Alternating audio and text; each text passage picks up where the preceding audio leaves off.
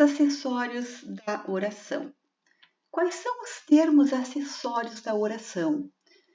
O adjunto adnominal, o adjunto adverbial e o aposto. O vocativo é um termo à parte.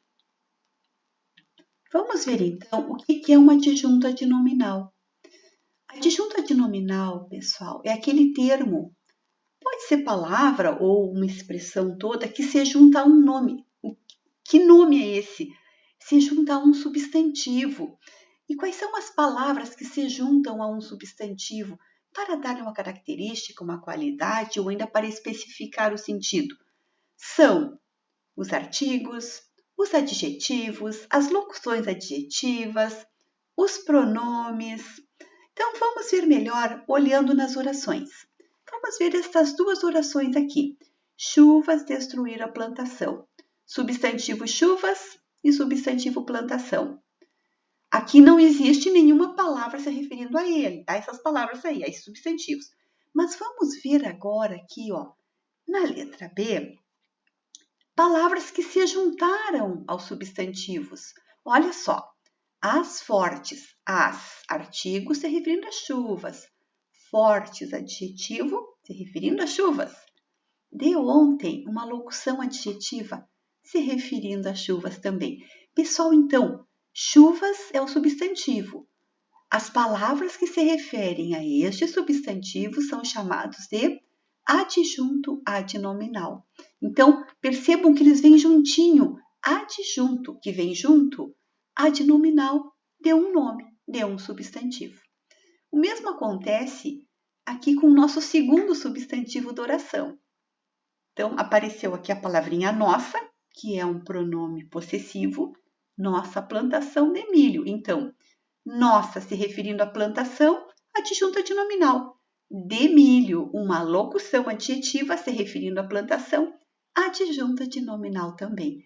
Então, pessoal, adjunto adnominal é aquela palavra ou aquela expressão que se junta, que fica juntinho de um substantivo. Vem juntinho com o substantivo, então, para dar uma característica ou apenas para especificar o sentido dele. Continuando, então, aqui neste segundo slide é a explicação que eu já falei para vocês, então não é necessário ser lido. E adjunto adverbial, que é outro termo acessório da oração. O que é um adjunto adverbial? Pessoal, vamos lembrar assim, do advérbio, que é aquela classe gramatical que sempre nos dá uma circunstância que pode ser de tempo, de lugar, de modo. Então, o adjunto adverbial nada mais é que a função do advérbio. Um advérbio exerce uma função sintática dentro de uma oração de adjunto adverbial. E este adjunto adverbial vai se referir a quem na oração? Vai se referir a um verbo, mas poderá também se referir a um adjetivo ou ainda a um outro advérbio. Pessoal, e são muitas as circunstâncias expressas, então, pelos adjuntos adverbiais. Vamos ver aqui alguns exemplos. Nós temos aqui uma oração. Percebam, talvez ele não vá à cidade a pé hoje. Por que está tudo separadinho? Para que a gente perceba melhor. Talvez é um advérbio de dúvida. Então, qual é a função sintática dessa palavrinha aqui do talvez? É ser um adjunto adverbial de dúvida. Não. O que é o não? O não é um advérbio de negação. Então, a função sintática deste não, aqui nesta oração, é adjunto adverbial de negação. Depois, a cidade está me dando a circunstância de aqui de lugar. Então, pessoal, aqui a cidade é um adjunto adverbial de lugar. A pé é o modo. Como é que ele vai para a cidade? A pé. Então, a pé é o modo, é um adjunto adverbial de modo. E quando que ele vai para a cidade? Hoje. Está nos indicando um tempo. Aqui é um advérbio de tempo funcionando como adjunto adverbial de tempo. Pessoal, perceberam então? O advérbio é a classe gramatical, mas ele exerce uma função Qual é a função do advérbio dentro da oração? É ser um adjunto adverbial. E aqui nós temos um exemplo, mais 2 exemplos aqui, ó, dos advérbios bastante, muito se referindo, bastante se referindo a cansadas, se referindo a um adjetivo, e o muito se referindo a um outro advérbio. Veja, as atletas estavam bastante cansadas. Este bastante está intensificando este adjetivo. Então, é um advérbio. E a função? Então, qual é a função sintática deste advérbio aqui? Adjunto adverbial. Referente, então, ao adjetivo cansadas. A outra oração, os documentos foram muito bem guardados. Este muito também está intensificando o advérbio bem. Então, ele está se referindo ao advérbio bem. Portanto, ele é o quê? Um adjunto adverbial se referindo ao advérbio bem. Então, pessoal, para não esquecermos adjunto adverbial, nos dá uma circunstância que pode ser de tempo, de modo, de lugar, de negação, de dúvida. Vamos passar agora para o aposto. O que é o aposto? Aposto nada mais é do que uma explicação. Um aposto, ele sempre se refere a um termo anterior. E uma das características do aposto é vir entre vírgulas ou após 2 pontos. Pessoal, o aposto, além de explicar, ele esclarece, ele especifica ou ainda ele resume o sentido do nome ao qual se refere. Vamos ver pelos exemplos que fica bem melhor. Machado de Assis, famoso escritor brasileiro, escreveu vários livros. Pessoal, percebam que famoso escritor brasileiro está nos explicando quem foi Machado de Assis. E percebam que está entre vírgulas. Uma característica, então, do aposto é estar entre vírgulas. Um outro exemplo, o time contratou 2 jogadores. Aqui nós temos 2 pontos, ó.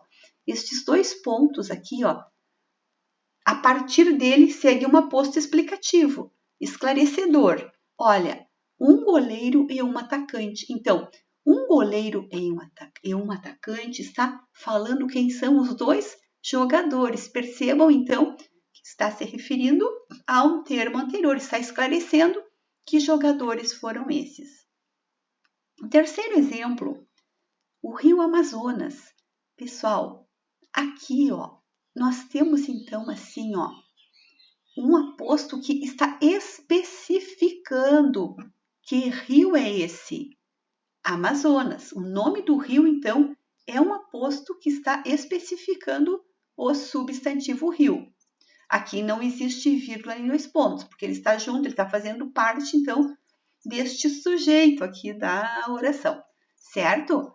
Então, aqui nós temos um aposto que está especificando. Poderia ser qualquer outro rio, poderia ser outro rio qualquer, mas não é o Amazonas. E o último exemplo aqui, pessoal, a riqueza, o poder, a fama, nada tirou sua humildade. Então, este nada aqui, ó, ele está resumindo o sentido das 3 palavras anteriores, riqueza, poder e fama. Estas 3 palavras anteriores aqui estão resumidas pela palavra nada. Então, nada tirou sua humildade. E percebam uma coisa muito importante, pessoal. Quando nós tivermos este tipo de sujeito aqui, ó, com vários núcleos, mas tiver após esses núcleos a palavra nada, o verbo, ao invés de concordar lá com o sujeito e ir para o plural, não. Ele vai concordar com o nada, que está resumindo todos estes núcleos aqui, perceberam? Então, nada tirou sua humildade. Então, o verbo ficou na terceira do singular, concordando com nada, que também se apresenta na terceira do singular. Pessoal, então, um aposto, ele explica, ele esclarece, especifica ou resume o sentido de um nome. Sempre entre vírgulas, ou se não for entre vírgulas, após 2 pontos. E tem o caso aqui do Rio Amazonas, que não teve nem vírgula em 2 pontos, porque ele está especificando, então, o nome do rio. Vamos passar, então, para um termo à parte, que é o vocativo. O vocativo nada mais é do que um chamamento dentro da oração. É quando nós estamos chamando uma pessoa ou uma coisa personificada, como se estivéssemos falando com ela. Exemplos. Com seu voto, jovens, é possível construir um país melhor. Percebam que jovens está entre vírgulas também. Também é característica do vocativo ficar entre vírgulas, pessoal. Então, jovens é o vocativo, é com quem nós estamos falando. O outro exemplo, não sei, minha terra, quando a verei novamente? Então, minha terra, aqui, essa expressão está personificada. O autor está falando com a terra como se fosse uma pessoa. Percebam, pessoal, entre vírgulas também. Então, aqui, o que nós temos aqui? Nós temos um vocativo, é um chamamento. E retomando aqui, pessoal, ele não pertence a nenhum dos termos da oração, ele é um termo à parte. Então, gente, era isso por hoje e eu espero ter ajudado. Até o próximo vídeo.